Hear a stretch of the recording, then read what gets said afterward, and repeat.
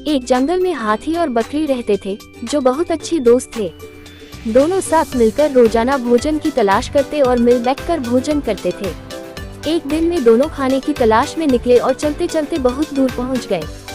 उन्हें भूख भी लग रही थी और प्यास भी। पास ही उन्हें एक तालाब दिखाई पड़ा। दोनों तालाब के पास पहुंचे और पानी पीकर अपनी प्यास बुझाई। तालाब के पास एक बेर का पेड़ लगा हुआ था, जिसे देख बकरी के मुंह में पानी आ गया। उसने हाथी से अपनी सूंड द्वारा बेर तोड़ने का निवेदन किया। हाथी ने अपनी सूंड से बेर के पेड़ का तना हिलाया और ढेर सारे पके हुए बेर नीचे गिरने लगे। बकरी बेरों को समेटने लगी। उसी पेड़ में एक चिड़िया का घोंसला भी था। उस समय चिड़िया भोजन की तलाश में निकली थी, लेकिन घोंसले में उसका बच्चा सो रहा था। हाथी द्वारा बेर का पेड़ हिलाने से चिड़िया का घोंसला टूटकर नीचे तालाब में गिर पड़ा, साथ ही चिड़िया का बच्चा भी। चिड़िया का बच्चा तालाब में बहने लगा। उसे तालाब में बहता देखकर बकरी को दया आ गई और वह उसे बचाने के लिए तालाब में कूद गई।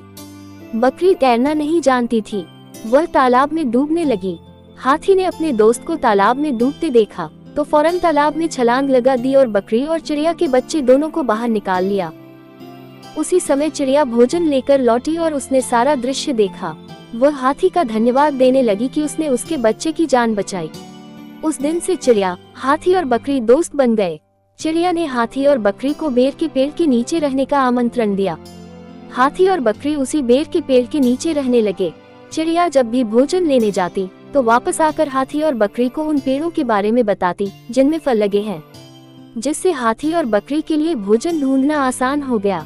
वे हिलमिल कर खाते पीते मजे से साथ रहने लगे। शेर और बकरी की कहानी से यह सीख मिलती है कि दूसरों के प्रति सदा प्रेम भाव रखना चाहिए और कभी दूसरों साथ गलत नहीं करना चाहिए। यदि कभी भूल से कुछ गलत हो भी गया तो उस गलती को सुधारने में देर नहीं करनी चाहिए।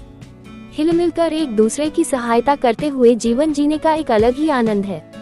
आशा है आपको elephant and goat story in Hindi पसंद आई होगी। ऐसी ही हिंदी मॉरल स्टोरीज पढ़ने के लिए हमें सब्सक्राइब अवश्य करें। धन्यवाद।